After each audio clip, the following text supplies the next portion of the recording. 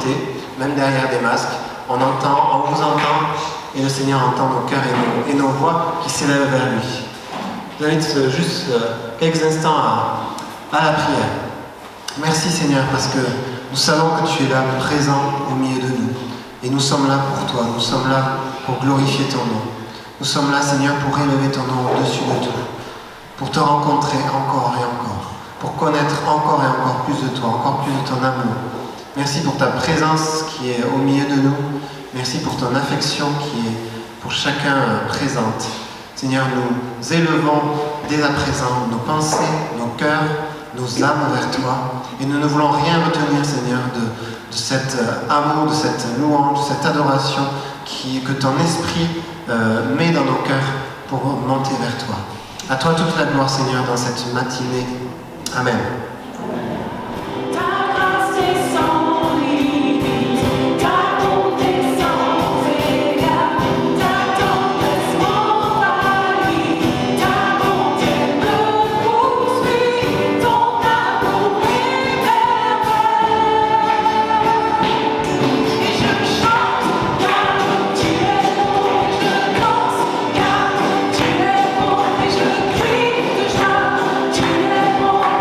Tu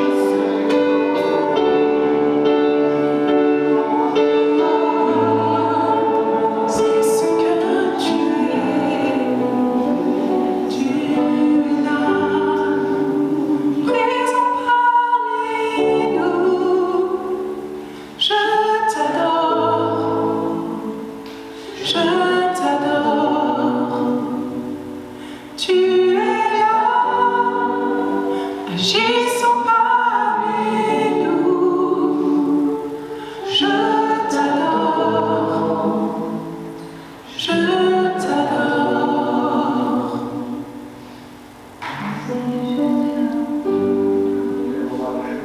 Tu transformes nos vies, tu restaures les cœurs brisés.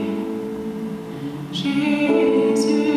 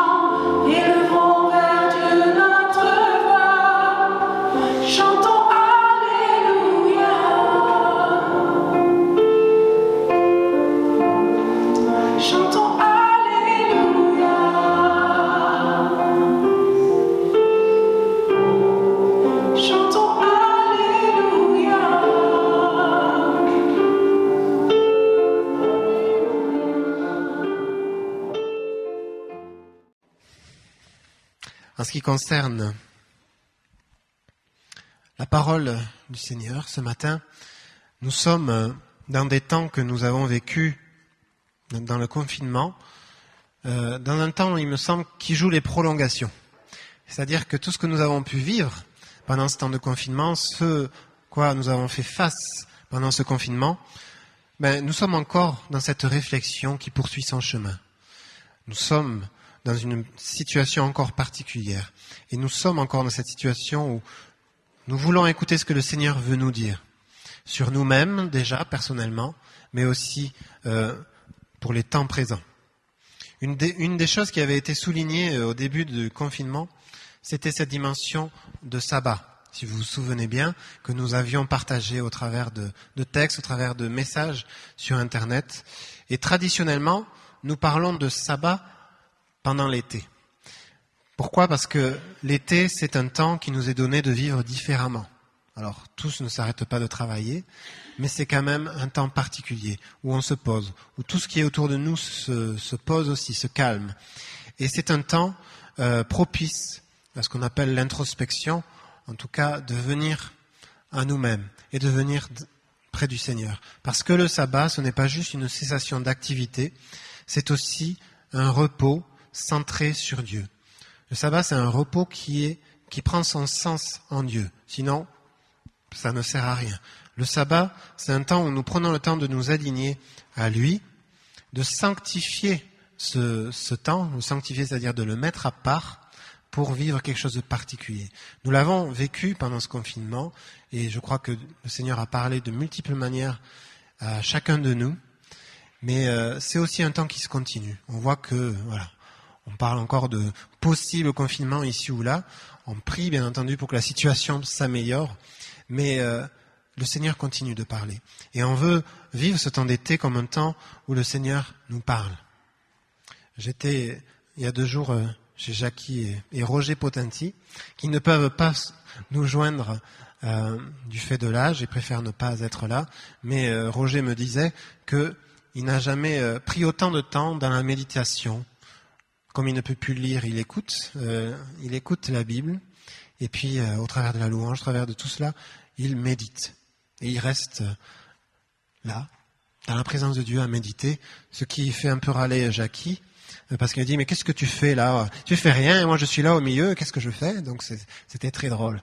Mais c'est pour dire qu'ils vivent un temps où, de méditation, où on médite, qui ne nécessite pas forcément une activité particulière, vous en convenez, mais simplement notre esprit est en activité, est en action, est en mouvement. C'est pas parce qu'on ne fait rien qu'on n'est pas en mouvement intérieurement et que notre esprit ne l'est pas. Jean Calvin disait sur le sabbat que c'est pour que nous appliquions plus franchement nos esprits à reconnaître et à connaître le Créateur du monde. Donc que ce temps-là, le sabbat, soit une occasion de renouvellement pour nous. Les pharisiens, lorsqu'ils avaient Jésus en face les jours de sabbat, ils posaient des questions pièges. Tout ce qu'ils voulaient, c'était piéger. Ils ne vivaient pas eux-mêmes le sabbat comme ce temps de repos où on s'aligne au Seigneur, mais ils le vivaient comme un temps où ils scrutaient ce que les autres faisaient de mal ou de pas bien pour pouvoir leur atterrir dessus. Et Jésus leur dit, le sabbat, ça n'est pas ça. Le sabbat, il est fait pour l'homme, pour qu'il puisse s'approcher du Seigneur. Donc, est-ce que nos sabbats, est-ce que ce temps d'été, est-ce que ces temps de confinement sont consacrés à l'Éternel, sont donnés pour lui, pour que son œuvre se fasse, pour que sa révélation progresse en nous. Une chose est sûre, Jésus est venu restaurer le sabbat, il est venu restaurer la relation avec lui, pour une réconciliation avec Dieu. Donc, en tout cas, en gardant une dimension intentionnelle, même dans le repos, que ce temps d'été ne serve pas à rien, qu'il ne serve pas juste à se reposer physiquement, mais que ce soit aussi un temps de repos, un temps d'alignement avec le Seigneur, un temps où le Seigneur se révèle et se manifeste au milieu de nous pour que nous puissions porter du fruit, et pour pas qu'on reparte au travail en étant déjà fatigué, en étant déjà lassé.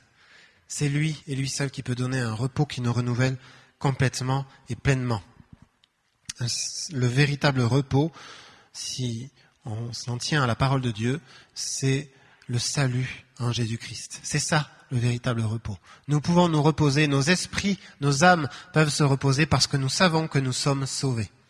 Et c'est ça qui nous donne le repos véritable. Il n'est plus besoin de chercher ailleurs, il n'est plus besoin de chercher pour trouver ce qu'on appelle le bonheur, parce que nous l'avons trouvé en Jésus-Christ. On le voit dans toutes les lettres de Paul, qui, quand il écrit aux chrétiens, il les appelle à se recentrer sur le Christ, à se recentrer toujours sur le Christ. Ne perdez pas votre énergie dans les fausses discussions, les fausses doctrines, et même face à la persécution, à se recentrer toujours sur le Christ pour tenir dans une foi ferme. Être avec lui, là où il est, c'est cela le repos. On l'a chanté ce matin en disant « Tu es là, présent parmi nous ». C'est ça qui nous donne du repos. C'est ça qui nourrit notre âme. Donc ce matin, je veux vous inviter au recentrage de votre vie, dans vos activités, dans vos projets, dans vos relations et bien sûr dans votre foi, dans votre communion avec le Seigneur. En se posant cette question, qu'est-ce qui donne sens à ma vie ? Alors, c'est des questions existentielles, mais les temps d'arrêt nous permettent de poser ce genre de questions et de nourrir notre pensée, nourrir notre esprit, à donner des réponses. Qu'est-ce qui donne sens à ma vie ? Qu'est-ce qui donne sens à mon présent, à mon avenir ? Qu'est-ce qui fonde ma vie ? Qu'est-ce qui donne de l'éclat à ma vie ? Alors, je vous laisse réfléchir à tout ça. Qu'est-ce qui donne de l'éclat à ta vie ? Qu'est-ce qui apporte joie ? Qu'est-ce qui apporte de la sécurité ? Non pas une sécurité où on se bunkerise parce qu'on a peur et on ne se sent pas en sécurité ailleurs, mais non, mais cette sécurité qui fait que je suis solide, que je suis serein dans ma vie, dans tout ce que je peux affronter. Qu'est-ce qui fait ta sécurité ? Et dans ce temps où je préparais ce message que j'ai appelé « Recentrer », ES, un temps de recentrage sur le Seigneur, le verset qui m'est venu et qui s'impose lorsqu'on veut être vraiment dans les bases, c'est, on le trouve, je vous le lis, Matthieu 22, des versets 36 à 40. C'est là où on a des pharisiens qui veulent poser des questions pièges à Jésus. « Maître, quel est le plus grand commandement de la loi ?» Jésus répondit, « Tu aimeras le Seigneur, ton Dieu, de tout ton cœur, de toute ton âme et de toute ta pensée. C'est le premier et le plus grand commandement. Et voici le second qui lui est semblable, tu aimeras ton prochain comme toi-même. De ces deux commandements dépendent toute la loi et les prophètes. » Chouette, Jésus nous donne un résumé de la Bible. Tu aimeras le Seigneur, ton Dieu, premièrement, et tu aimeras ton prochain comme toi-même. Voilà la base que nous ne devons jamais oublier, quelles que soient nos activités, quels que soient les projets dans lesquels on peut rentrer. La base à laquelle toujours revenir, c'est celle-ci. Se recentrer sur le Seigneur, c'est se baser sur ce qui fait fondation pour ma vie, ce qui fait vibrer ma vie. Ce qui fait vibrer ma vie, c'est ça. Aimer le Seigneur de tout mon être, de toute ma force, de tout ce que je suis. C'est au cœur de ce que je suis. Voilà l'essentiel que Jésus remet au centre. Alors qu'on lui pose des questions, attention, question piège, Jésus ramène toujours au centre. À la première motivation qui doit être la nôtre, c'est l'amour pour le Seigneur. C'est ce qui doit nous motiver en premier, c'est ce qui doit nous faire vibrer, c'est ce qui doit nous faire lever le matin. Alors, quand ça n'est pas le cas, eh bien, ce temps de repos doit justement nous faire poser la question. Pourquoi je me lève le matin ? Qu'est-ce qui me fait vibrer ? Qu'est-ce qui est au fond de moi ? Et si ça n'est pas cet enthousiasme pour le Seigneur, ben alors revenez toujours plus près de lui, en disant Seigneur, que cette passion ne me quitte jamais, que ce soit toujours la première motivation. Et toutes les autres motivations découleront de celle-là. De cet amour pour le Seigneur découlera l'amour pour soi et l'amour pour l'autre. Vous l'avez entendu déjà maintes et maintes fois, mais c'est toujours bon de se le rappeler. L'amour pour Dieu nous mène à vouloir faire sa volonté, à agir selon ses commandements, à suivre fidèlement le Seigneur, à lui obéir. Donc pourquoi perdre du temps ailleurs, à naviguer entre deux mondes, alors que ici, dans cette fondation, nous pouvons bâtir notre vie. Aimons-le de tout notre être et tout le reste suivra. Nourrissons cet amour par l'intimité avec le Seigneur, par la louange comme on l'a fait, par la lecture de sa parole, que je vous encourage à ne jamais lâcher, même si on ne comprend pas toujours ce qu'on lit, mais de persévérer dans la lecture de sa parole, parce que c'est le moyen par lequel le Seigneur nous parle. De prier, bien sûr, la vie de l'Église qui fait partie de ce qui nous permet d'être en communion avec le Seigneur, les dons de l'Esprit, le parler en langue, dons de connaissance, dons de sagesse, les dons que le Seigneur nous procure, c'est pas juste à mettre sur le côté, c'est à développer, à nourrir pour porter du fruit. Donc l'essentiel de se recentrer sur le Seigneur, c'est d'accueillir tout ce qu'il nous donne, mais c'est aussi de mettre dehors tout ce qui peut faire barrage à notre relation avec le Seigneur. Ce qui fait obstacle aujourd'hui dans cette communion que tu as avec lui, comme dirait mon père, à dégager. Dehors, on n'en veut pas. C'est aussi un travail. Accueillir, mais aussi élaguer, préparer le chemin pour le Seigneur. Donc ça signifie de ne pas s'éparpiller dans tous les sens, mais de se focaliser sur ce qui donne sens, sur ce qui construit, sur ce qui édifie, en restant à tout moment à l'écoute de l'Esprit de Dieu, pour qu'il ouvre nos cœurs sur ce qu'il y a besoin, nous avons besoin de voir, et aussi fermer ce qui doit l'être. Oui, Seigneur, ouvre nos yeux, ouvre nos cœurs, ouvre notre entendement à ce que nous avons besoin de comprendre. Et même en ce moment où je suis en train de parler, Seigneur, tu fais cette œuvre dans nos vies, dans nos cœurs, où tu ouvres l'espace pour te révéler. Et tu brises, Seigneur, tout ce qui fait obstacle à ta révélation. Parce que nous voulons plus de toi. Donc, se focaliser sur l'essentiel ne veut pas non plus dire ne rien faire. On peut parfois entendre ce genre de raisonnement, de dire oui, mais alors le Seigneur ne m'a pas montré, le Seigneur ne m'a pas expliqué, il ne m'a pas argumenté par A plus B tout ce que je dois faire. Si on attend la révélation qui tombe comme ça, déjà toute faite, on ne fera jamais rien. Mais on veut avancer, se mettre en action dans la conviction d'être qui on doit être et de faire ce qui nous semble juste, ce qui nous semble bon, ce qui nous semble agréable pour le Seigneur, de se mettre en action sans attendre toujours que tout tombe tout cuit. Donc, se focaliser sur l'essentiel pour pas s'éparpiller, mais quand même être dans l'action, être dans l'action, dans la conviction de ce que Dieu nous appelle à être et à faire. Donc, se recentrer, c'est s'ouvrir davantage à Dieu et ne pas se fermer non plus au changement, dans des nouveaux chemins que le Seigneur veut produire. Ça fait déjà plus d'1 an et demi que nous sommes sur une parole que le Seigneur nous a donnée qui ouvre un chemin nouveau. Et aujourd'hui, on vit dans quelque chose qui est nouveau. Tout le monde dit qu'il y aura un avant et un après le Covid-19. Parce que nous sommes peut-être conduits à vivre différemment. Alors, peut-être dans la relation sociale aujourd'hui, mais quel fruit sera porté dans le long terme. Seigneur, si tu ouvres des nouveaux chemins, si tu veux nous faire sortir de notre confort, de nos habitudes, qui ne doivent pas devenir notre Dieu, et c'est un grand danger, que les habitudes et notre confort deviennent notre Dieu avant Dieu. Mais Seigneur, ces chemins que tu ouvres nouveaux, nous voulons y entrer. Nous voulons aller avec audace, avec foi, dans ce que tu ouvres pour nous. Ça, c'est être au cœur de notre appel, être au cœur de notre identité. Faire la volonté de Dieu, conformer notre vie à la sienne, en disant toujours au Seigneur, je suis là. Le Seigneur nous dit qu'il est là, mais à nous aussi de dire, je suis là, me voici Seigneur, je veux être ton serviteur, je veux être là où tu m'attends. Et je ne veux pas le faire par mes propres forces, mais en étant renouvelé dans mes capacités, dans mon intelligence.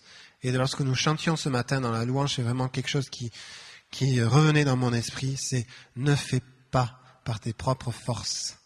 Arrête de vouloir faire par toi-même. Arrête. Ça ne sert à rien, ça ne produit rien. Ah, tu peux en faire des choses. Mais c'est pas forcément ce que le Seigneur veut. Mais de venir toujours chercher ce renouvellement dans notre volonté, ce renouvellement dans notre intelligence pour discerner ce qui est juste, ce qui est bon aux yeux de Dieu. Donc arrête, fais par mes forces, fais par les ressources que je te donne, te dit le Seigneur. Ainsi vient la détermination qui ne me laissera jamais être détourné par quoi que ce soit. De porter mon regard sur le Seigneur. Regardons au Christ, ne regardons pas ailleurs. Donc un recentrage sur le Seigneur et un recentrage aussi sur mon identité en Christ. À qui appartient ta vie ? Ma vie appartient au Seigneur Jésus. C'est ce que je suis. Et c'est ce que le Seigneur a fait pour moi qui porte du fruit dans ma vie. Il continue de construire ma vie, il continue d'ouvrir des voies pour moi, et ce qu'il a mis en moi, il ne le regrette pas.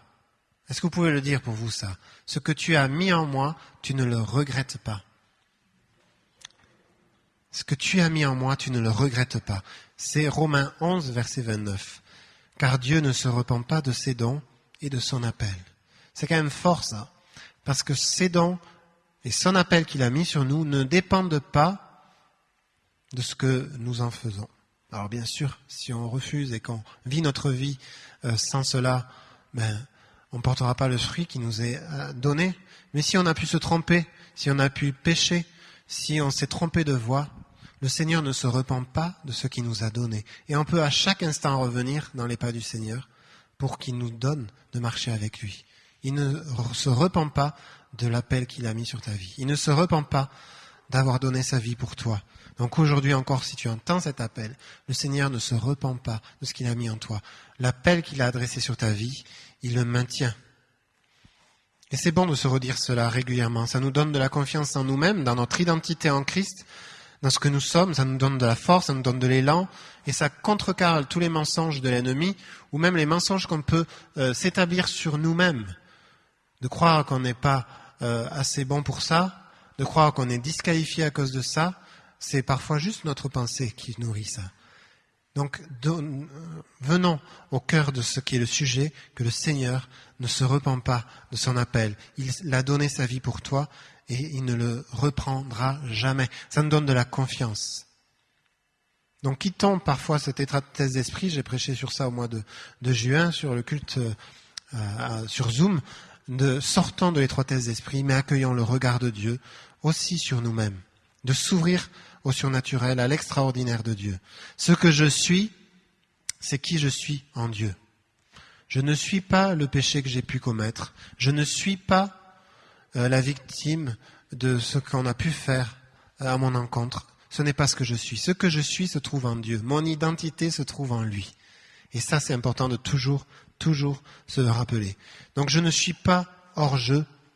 Je ne suis pas hors jeu parce que le Seigneur est toujours là, parce que le Christ est mort pour moi. Et je peux à tout moment être dans cette réconciliation, dans cette nouveauté de vie. Donc si tu es avec le Seigneur, alors ça signifie que tu n'as pas quitté la partie, tu es toujours en course, même si tu as semblé perdre du temps, même si tu as semblé te tromper de voie, peut-être pendant des années. La main du Seigneur est toujours là pour t'accueillir, pour venir vivre ce temps de réconciliation avec lui. Alors que ce temps de sabbat, si ce doit être ce que tu dois vivre, vis ce temps de réconciliation avec le Seigneur. Car il est toujours là, il est fidèle, même lorsque nous sommes infidèles. Et le temps perdu, il saura le combler. Donc tu es là, aujourd'hui, au bon endroit, au bon moment, pour construire le reste de ta vie avec le Seigneur. Avec Dieu, on peut être qui on est, être dans la reconnaissance de qui on est, de ce que l'on a. C'est ce que la Bible appelle le contentement, et vous le trouvez en Philippiens 4, lorsque Paul parle du contentement, qui est la clé du bonheur. Alors est-ce qu'on a le droit de prêcher le bonheur en tant que chrétien ? Parce qu'on le met à toutes les sauces. Il est où le bonheur ? Il est où ? On ne veut pas donner des promesses qui sont sans lendemain. Le bonheur, ce n'est pas juste que des instants de bonheur éphémères et qui s'envolent aussi vite. Le bonheur, c'est sur quoi tu vas bâtir ta vie. Donc le bonheur, ce ne sont pas que des moments, même si bien entendu, il y a des moments intenses. Mais le bonheur, c'est ce contentement d'être qui on doit être, d'être là où on doit être, dans la conviction que le Seigneur nous aime. Je ne vois pas ce qui peut apporter un bonheur plus pérenne que celui-là pour notre vie.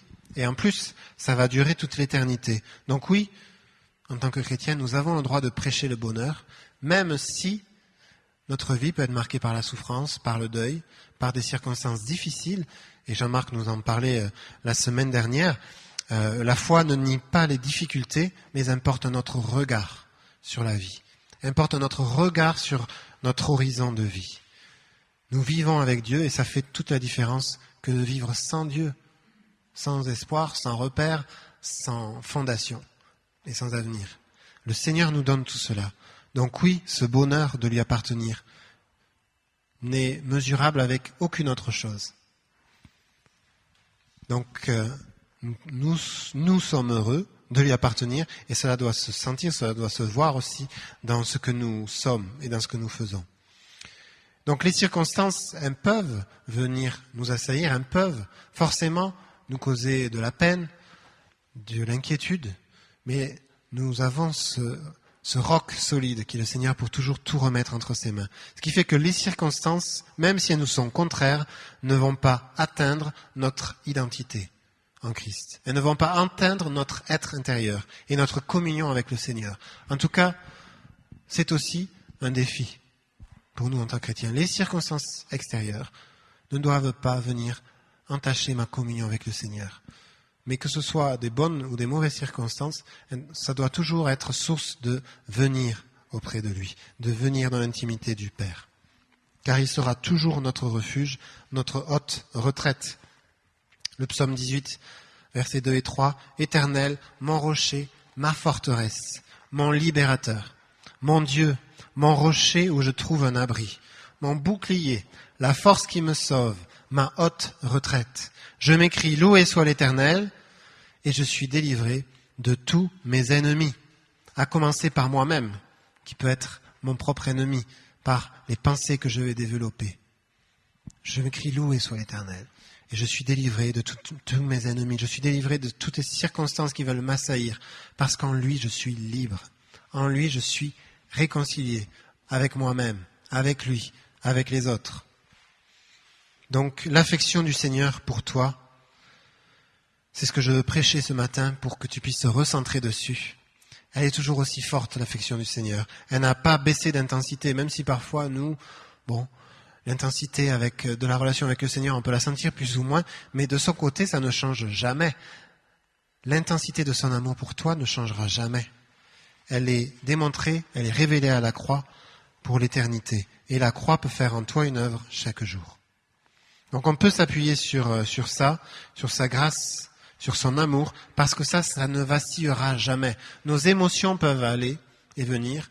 On peut parfois vaciller même dans la foi, mais lorsqu'on revient à lui, lorsqu'on revient à la croix, lorsqu'on revient à ce que Jésus a fait, ça ôte tous les doutes que nous pouvons avoir sur lui, sur son existence, sur nous-mêmes. Le doute est ôté, parce que devant tant d'amour déversé, on ne peut pas douter de l'amour du Seigneur pour nous. Donc, si on veut dire un recentrage, et on l'a chanté ce matin, le recentrage le plus complet qu'on peut avoir en tant que chrétien, c'est Jésus-Christ, mort et ressuscité. Pour moi, c'est la base à laquelle il faut toujours revenir. La présence du Seigneur est bienfaisante en nous, et elle nous donne cette certitude qu'il est toujours là, à nos côtés. Donc ne vivons pas comme un affamé, alors que nous sommes à la table du Père et que nous avons tout ce dont nous avons besoin en lui. Nourrissons-nous de sa présence jusqu'à en être rassasiés.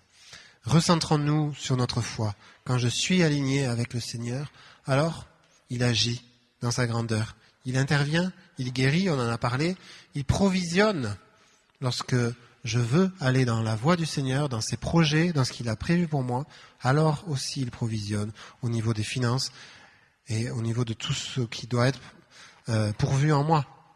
Donc c'est être béni. Son amour fait en moi une œuvre de transformation.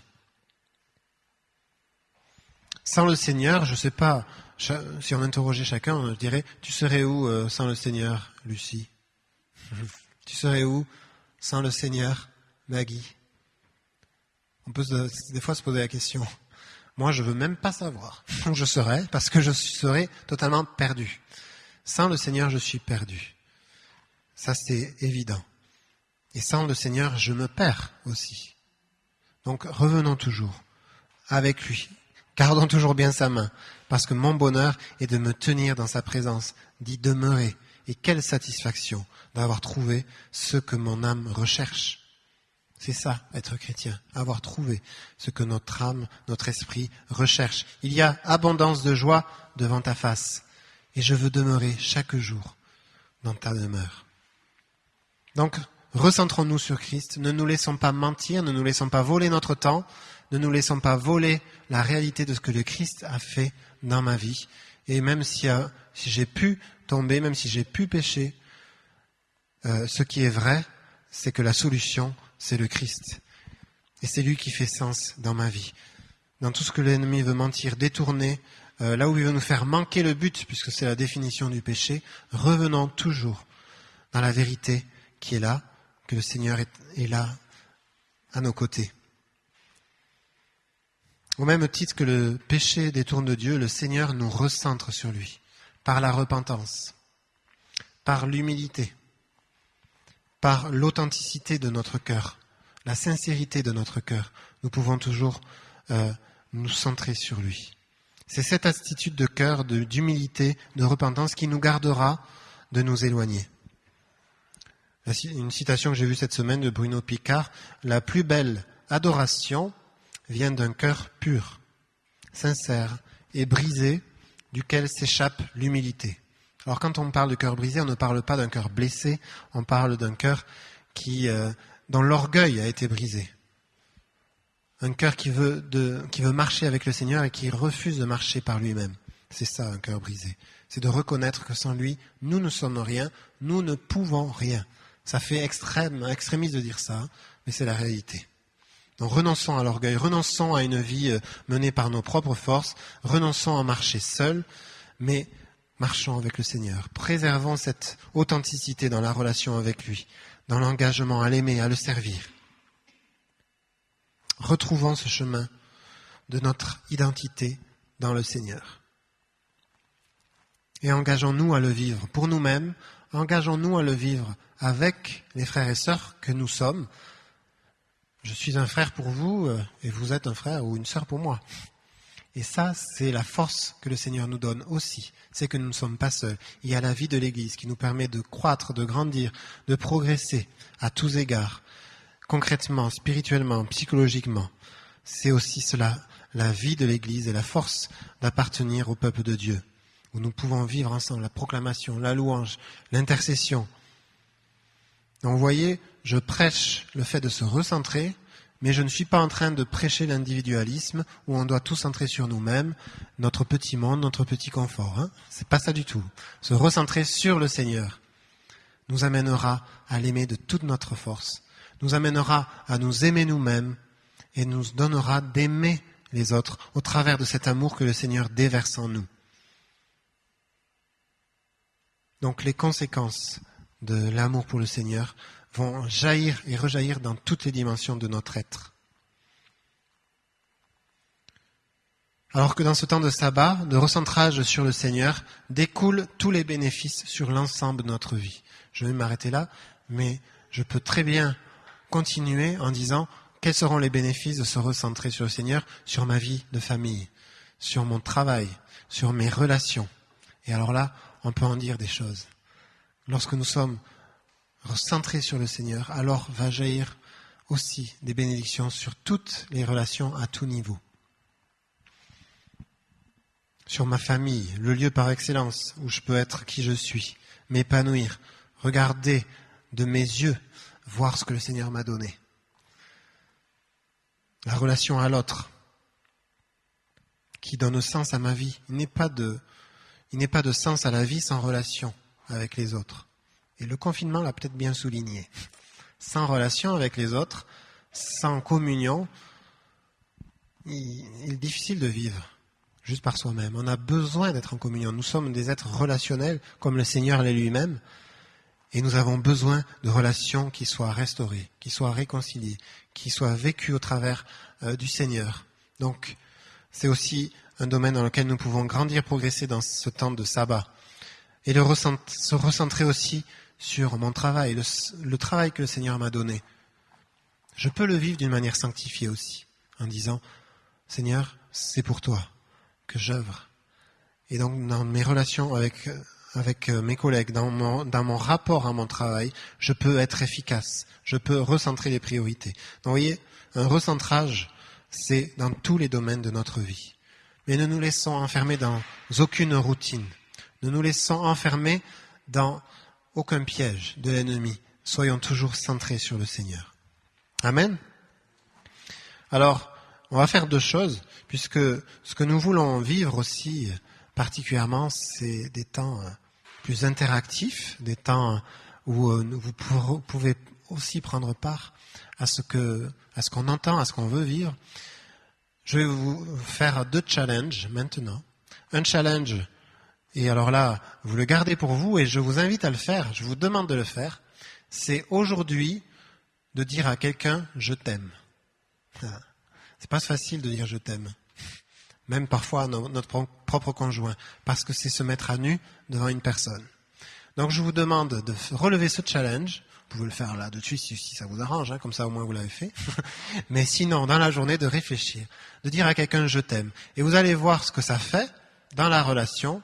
Ça produit de l'intimité, ça produit un cœur à cœur, ça libère l'amour, et donc ça transforme l'atmosphère et ça transforme la relation avec quelqu'un.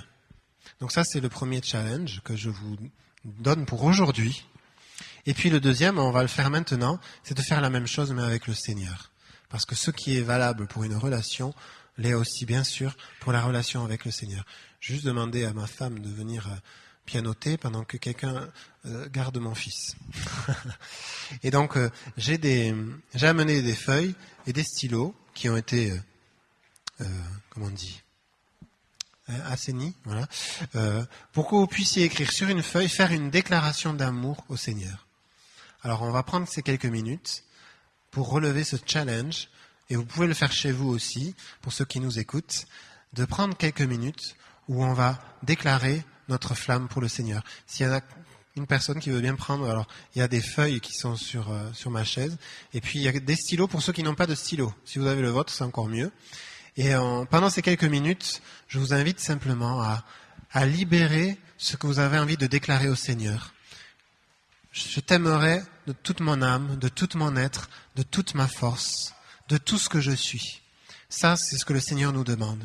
Mais nous pouvons aussi nous approprier cette parole, ce verset, en disant par nos propres mots une déclaration pour le Seigneur. Et de l'écrire, c'est encore un autre exercice que de le dire. C'est encore un autre exercice que de l'entendre. De l'écrire, c'est comme une lettre que l'on fait au Seigneur. Donc, je ne sais pas s'il y aura assez de papier. S'il n'y a pas assez de papier, on peut aller en chercher. Mais de déclarer votre amour pour le Seigneur par quelques mots, par quelques phrases, quelques lignes. Ou si vous êtes dans une envolée lyrique, d'écrire une envolée lyrique pour le Seigneur. Qu'est-ce que vous voulez dire? Votre amour pour le Seigneur. Je vous ai prêché l'amour du Seigneur pour nous, qui s'est donné jusqu'à la croix, un amour passionné, un amour qui est allé jusqu'à la mort, pour nous, à notre place. Qu'est-ce que nous voulons déclarer au Seigneur ce matin? Je vous laisse quelques minutes pour relever ce challenge dans cette relation avec le Seigneur qui vous rapprochera toujours plus de lui.